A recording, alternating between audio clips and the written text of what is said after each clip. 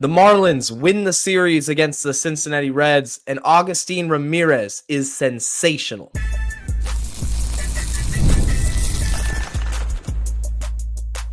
You are Locked On Marlins, your daily podcast on the Miami Marlins. Part of the Locked On Podcast Network, your team every day. Welcome to Locked On Marlins. I'm your host, Jeremiah Geiger. I've been podcasting about the Marlins for almost 3 years now. So go over to X if you want to hit me up at Jeremiah Geiger 2.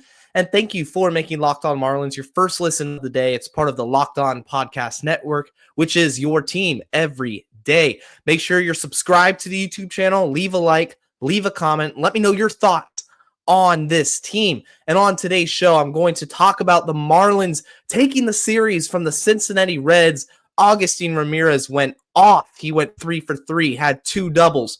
Dive into the impact that he's having on this team. Talk about the bullpen. It was absolutely nails Tuesday night. They can get the sweep. It's going to take a Sandy Alcantara masterclass. That's all coming up on today's show. And it feels really good, if you're a Marlins fan, to get back on a little bit of a winning streak here. You've now won 3 in a row if you're the Fish. You took that final game in Philly, and now a really hot Cincinnati Reds team who just put up 24 runs on Easter Sunday. You've played better than them. You've outplayed them in every facet of the game. Now, the second game of this series, we had the Max Meyer masterclass on Monday night. The second game, Edward Cabrera got the start. And it naturally, whenever Edward Cabrera starts, I'm a little bit hesitant to feel confident in the Marlins eventually pulling out a victory. But ultimately, Cabrera did enough. He did what he had to do the first 2 times through the order. He limited the walks. He got into a little bit of trouble in the 6th inning. He didn't record an out. He was quickly pulled for Anthony Veneziano. But that's the story of Cabrera's career. He's not a pitcher that you can rely on or really consider throwing out there for the 3rd time through the order and expect positive results. But he had 7 strikeouts. When Cabrera locates well, the tale is as old as time. He's going to be efficient. He's going to be nasty. And he's going to look the part of an ace. And he's going to rack up a ton of strikeouts. So Cabrera did his job. All in all, he gave up a really loud home run. A few hard-hit balls that possibly could have been home runs if they were in another ballpark, but only 3 earned runs. He scattered 5 hits, 3 earned runs, not home runs. And he gave up 5 hits, but a commendable job for Edward Cabrera. I really like that start from him, coming off an atrocious outing against the Arizona Diamondbacks in which he couldn't command the strike zone at all, couldn't put away hitters. This time, it looked a lot better. Agustin Ramirez, though, let's talk about him, because the first 2 games of this kid's career in Miami has been nothing short of spectacular. It's been nothing short of incredible for a player that was acquired during the Peter Bendix era and is one of the first players to make his debut in Miami via a trade. You had the Connor Norby trade. You had the Kyle Stowers trade. Both those players had performed or played, rather, in Baltimore. They had seen, albeit limited time, they saw playing time in Baltimore a little bit.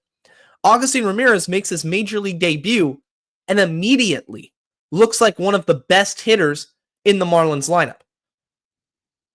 He went 3 for 3, drew a walk in Tuesday's game.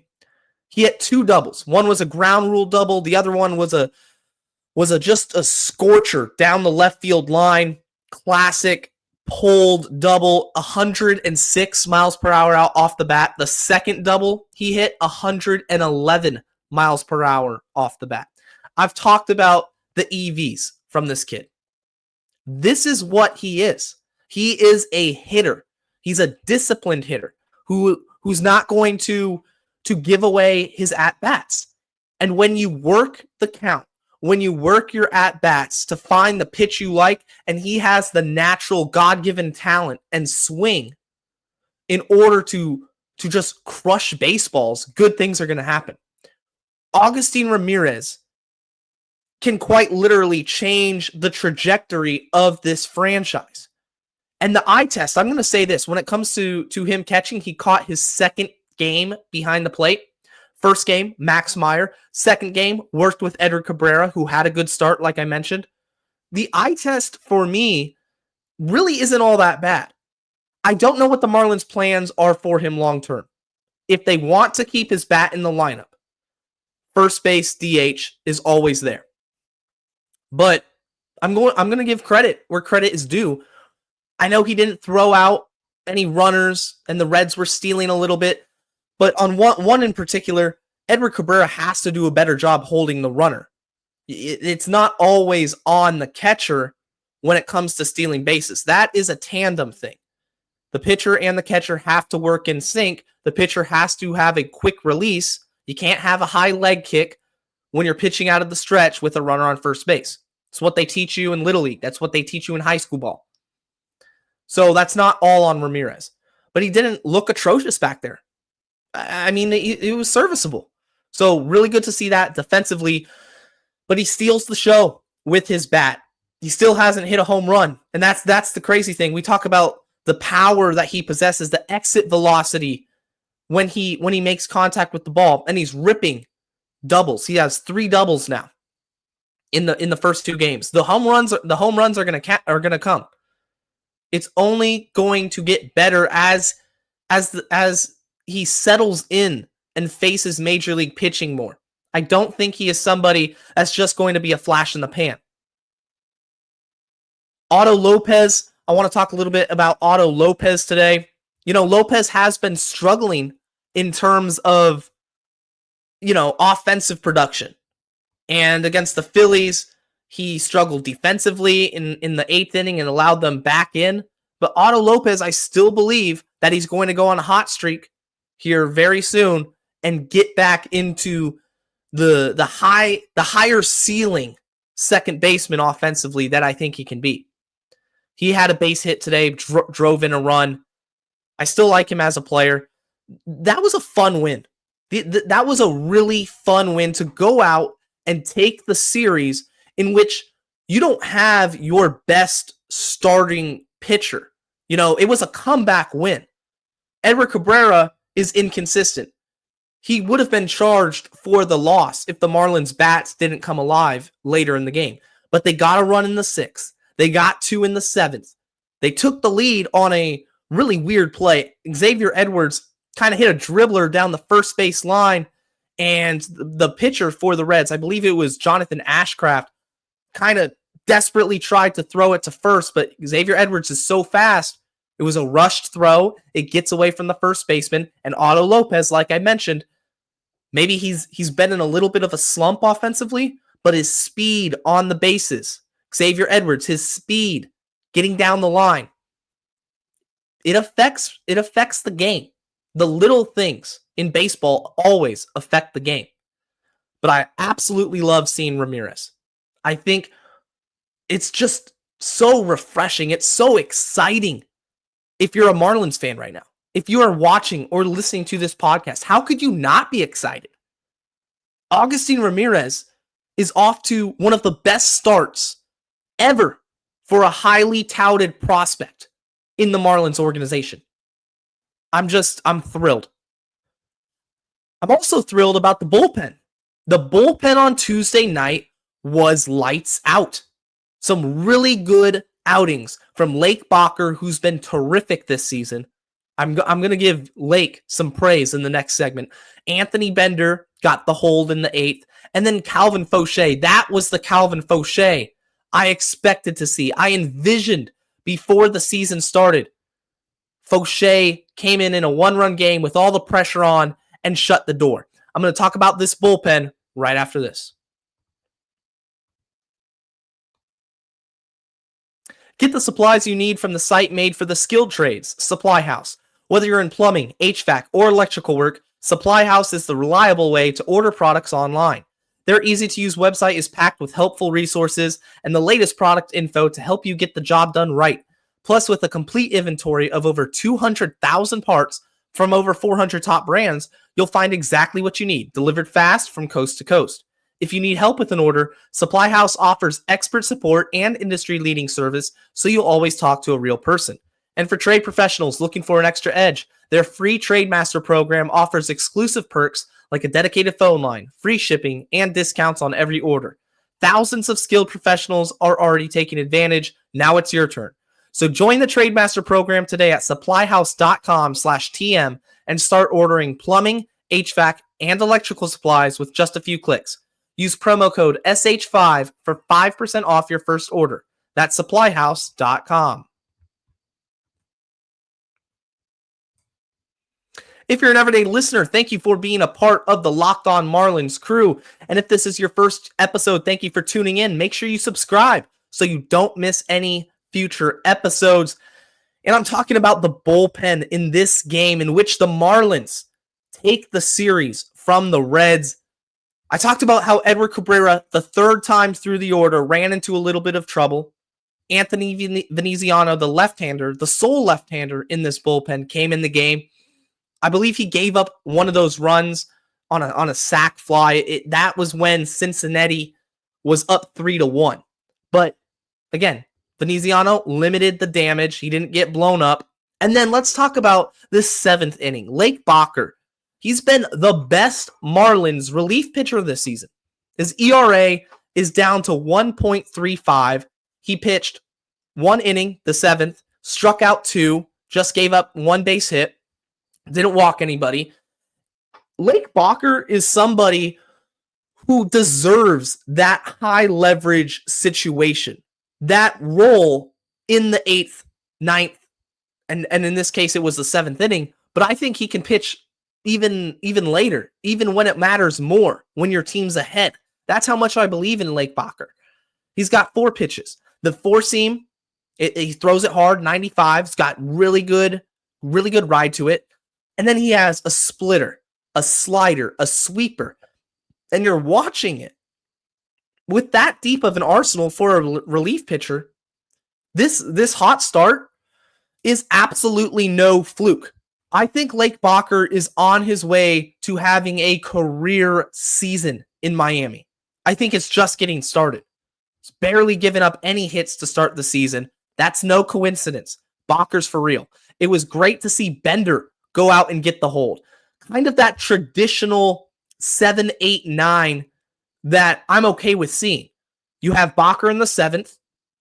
You have Anthony Bender, who's been a closer at times in his Marlins tenure. He gets the eighth inning. So when you're in a one-run game, it's that traditional setup man.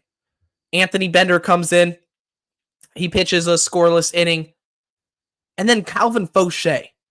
Faucher, going into the season, you looked at the stuff. You looked at the cutter.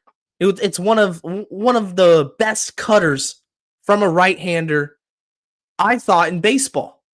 During spring training, before spring training. He kind of got roughed up in the spring. He wasn't throwing as hard, and then off to a little bit of a rough start this season. But the closing job in the major leagues is all between the ears. There's been some really good pitchers throughout baseball history in which you go into the ninth inning and you're a completely different pitcher than you are if you're in the seventh or eighth. Faucher had an opportunity to go in, lock down the Reds, shut it down, and he did.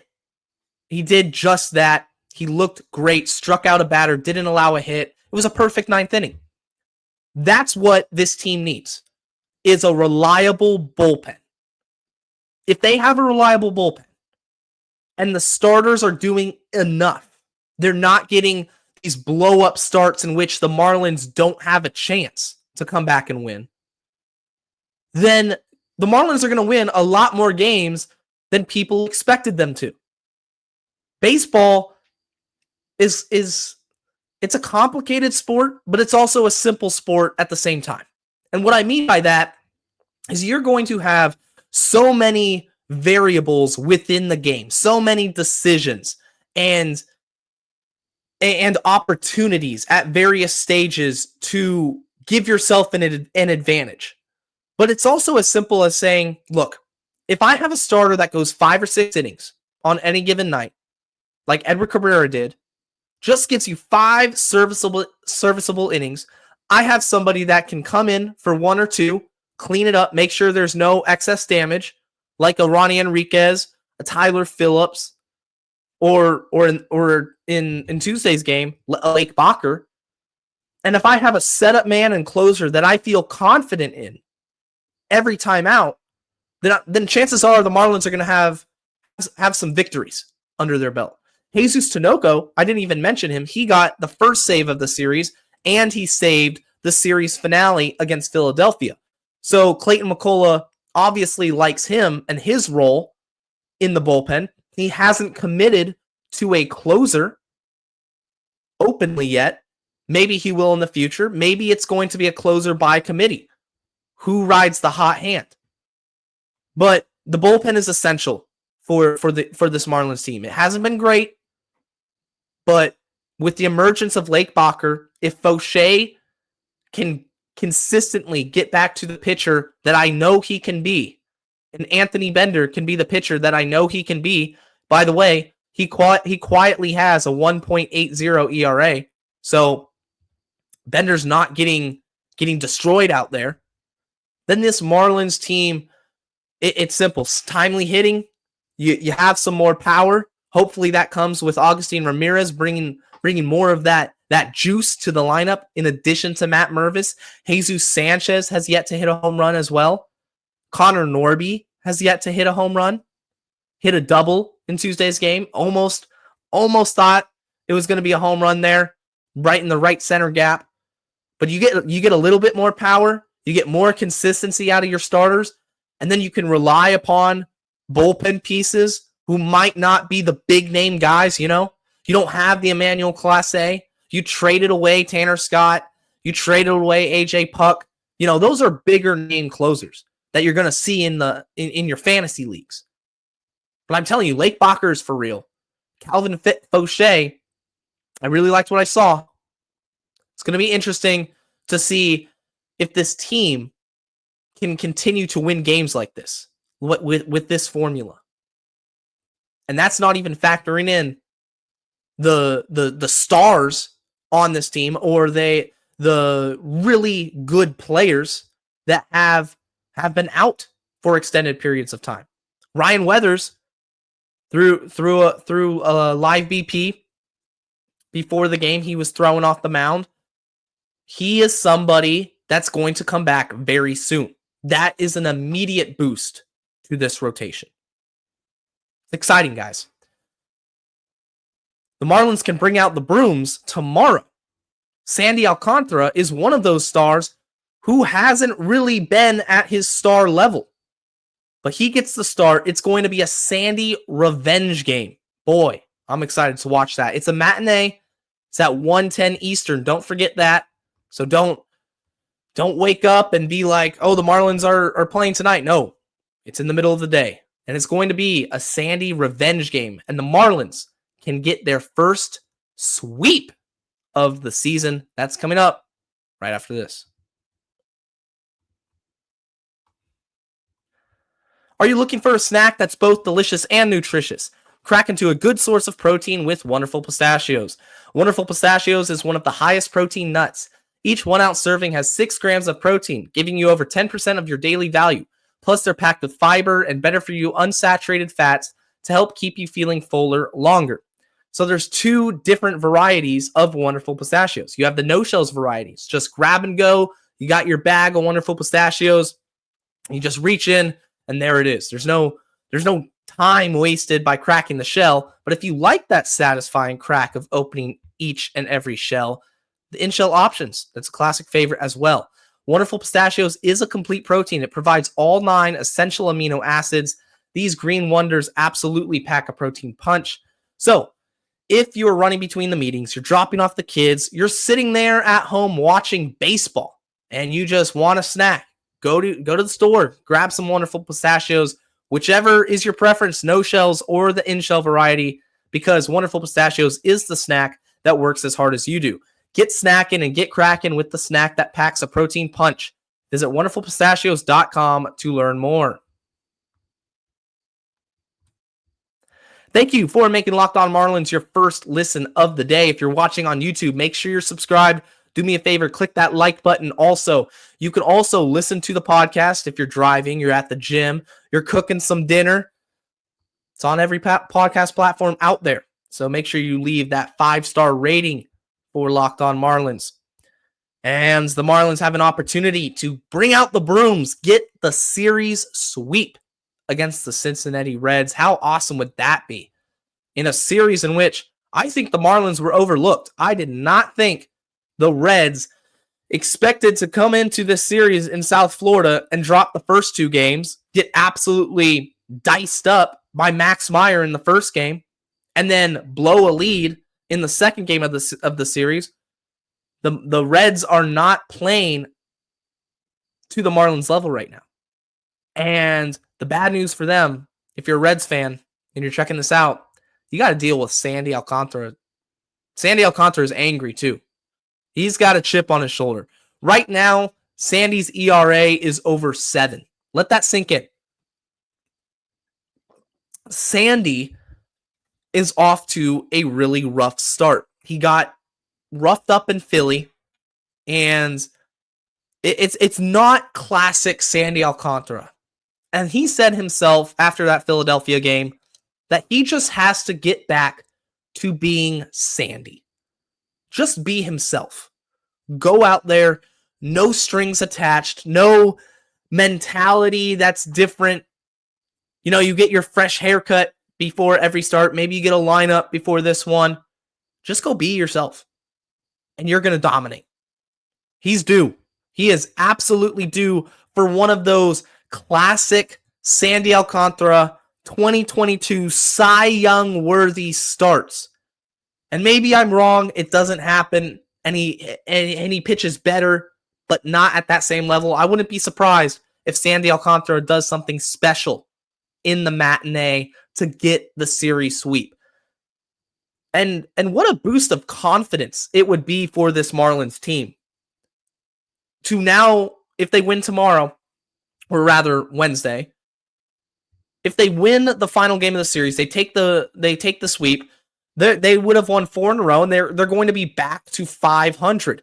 Which, if you look at the schedule in the month of April, you tell me you play the Diamondbacks, the Phillies, the Mets, the Braves twice, and the Reds, and you're sitting at 500. That's commendable. As we're almost done with the month of April. It was a brutal schedule. Probably the toughest schedule for a particular month that the Marlins will have the rest of the season. Because they still got to go to Seattle. They still got to go to LA, face the Dodgers. But right now, the momentum you will have going into that West Coast trip is going to be through the roof. The confidence that this Marlins team will have, through the roof. Especially after the performance last week in which you went 1-5, especially after seeing one of your young studs in Griffin Conine go down in a lot of pain with a dislocated shoulder. This team could have thrown in the towel, rolled up, and died in this Cincinnati series, and they didn't. They battled. Agustin Ramirez brought that spark. He brought that energy that this team needed. Now, I want to mention, he is not catching the final game of this series. Liam Hicks will be catching Sandy Alcantara. How will how will Clayton McCullough construct the lineup in order to keep Ramirez's bat in the lineup? Does he get a day off, come into pinch hit later in the game? If it's close, I want to see him DH. I think it's as simple as that. The lineup from Tuesday's game, I really liked. You had Xavier Edwards. You had Jesus Sanchez at 2. Wagamama. That's a chain restaurant in England. So Wagamama. You know, every time I type in Wagaman on my phone, I'm trying to post a tweet, it autocorrects to Wagamama. So I think that's a funny nickname for him. He's been DHing a lot. He hit cleanup. He's hit quietly hitting 275, OPS almost 800. He had a hit today, scored a couple of runs, by the way. But Ramirez hit cleanup. I want to see Ramirez stick at that 4 spot. I don't think there's any reason to take him off that 4 spot. He's played 2 games. You're already giving him the day off behind the plate. So let's construct a lineup that keeps him at the 4 spot. Maybe Wagaman, you want to keep his bat in. Maybe Wagaman plays first.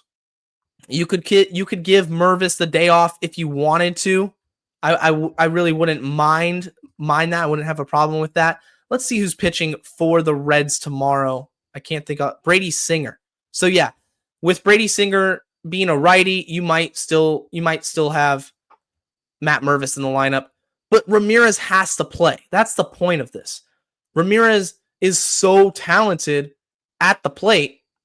Even if Liam Hicks is catching, then you find a way. You find a way to keep his bat in the lineup. I do want to shout out Liam Hicks with Sandy Alcantara because what did I talk about? Liam Hicks and Sandy Alcantara. He's catching the final game. Sandy Alcantara, don't change anything, right? So don't give Sandy a new catcher behind the plate, which is something more he's got to think about. Give him Liam, and that's good. That's fine. If Sandy's comfortable throwing to Liam, then you don't start Ramirez. And I think Liam Hicks is a better defensive catcher than Agustin Ramirez, albeit way less offensively. The Marlins can get this sweep. And the mood of this team, it continues to change. A lot of people got really down, got really sad at the end of last week, myself included. I was at the beach, got an ice cream cone after we left, and I look at my phone. It's 11-4. Griffin Conine out with an injury. I'm like, oh my goodness, here we go again.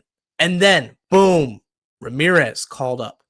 And then, boom, Agustin Ramirez hits a double, gets a couple hits in his debut. Agustin Ramirez, 3 for 3, 2 doubles, both over 100 miles per hour. This guy is legit. He is exciting. And this team is winning. It's a huge difference.